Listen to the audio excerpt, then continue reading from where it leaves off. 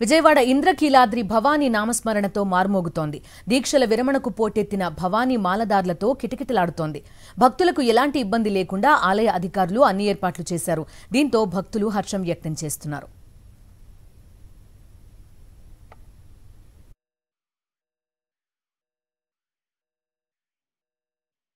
జై మాత జై కాళీ అనేటువంటి దుర్గమాత నినాదాలతో ఇంద్రకీలాద్రి మారుమోగుతుంది. భవానీ మాలదారుల మాల విరమణ మూడో రోజు చేరుకోవడంతో భారీ ఎత్తున భవానీ భక్తులు ఇంద్రకీలాద్రికి పోటెత్తున్నారు. మొదటి రోజు రెండో రోజు 70-80 వేల మంది భక్తులు అమ్మవారిని దర్శించుకోగా ఈరోజు శుక్రవారం కావడంతో భవానీ మాలదారులతో పాటు మాల విరుముళ్ళు చేసేవారితో పాటు సాధారణ భక్తులు కూడా పెద్ద ఎత్తున ఇంద్రకీలాద్రికి చేరుకుంటున్నారు. క్యూ లైన్ల ద్వారా వినాయకుడి గుడి దగ్గర నుంచి క్యూ లైన్ల ద్వారా ఘాట్ రోడ్డు మీదుగా అమ్మవారిని దర్శనం చేసుకున్న అనంతరం ఇరుముళ్ళు నెత్తిపై పెట్టుకుని అక్కడి నుంచి కూడా కిందికి దిగుతున్నటువంటి దృశ్యాలు మనకు కనిపిస్తాయి. ఇక్కడ నుంచి హోమగుండం వద్దకు వెళ్ళి ప్రత్యేక పూజలు చేసిన అనంతరం అక్కడి నుంచి ప్రసాదం కౌంటర్ల వద్దకు చేరుకుంటున్నారు. రెండు తెలుగు రాష్ట్రాలతో పాటు దేశవ్యాప్తంగా ఉన్నటువంటి అనేక ప్రాంతాల నుంచి కూడా భక్తులు తరలి వస్తున్నారు. ఇక్కడ భక్తులతో మాట్లాడదాం. ఎట్లా అనిపిస్తుంది? ఏ ఊరు నుంచి వచ్చారు మీరు? మేము హైదరాబాద్ నుంచి వచ్చాము. ఎంతమంది వచ్చారు? మేము 5 మెంబర్స్ వచ్చాము.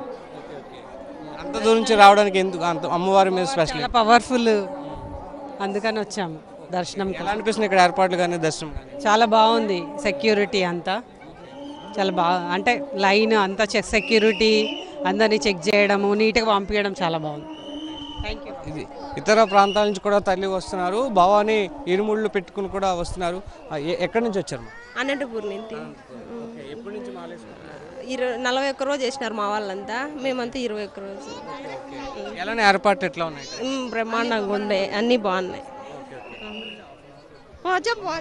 దర్శనం బాగా జరిగింది. అమ్మవారిది ఏం భయమే లేదు. హ్యాపీగా ఆనందం అనిపించింది. మమ్మల్ని చాలా ఆనందం అయిపోయింది మాకు చూస్తారు. అమ్మ మాకు చాలా సంతోషంగా ఉంది. మాకు చాలా సంతోషంగా ఉంది. మాకు చాలా బాగుంది. మాకు చాలా సంతోషంగా ఉండదు. మేము ఇన్ని 41 దీక్ష చేసుకొని కూడా మా కుటుంబం సభ్యులంతా మేము బాగున్నాం. అమ్మ దర్శనం బాగా అయింది. మాకు సౌకర్యం కూడా బాగుండదు. దర్శనం బాగుంది. సంతోషంగా ఉంది. ఎప్పటి నుంచి? ఆరోసారి. చిన్నప్పటి నుంచి కూడా భవానీ దీక్ష ఇస్తున్నారు. అవును, అమ్మవారి దీక్షనే.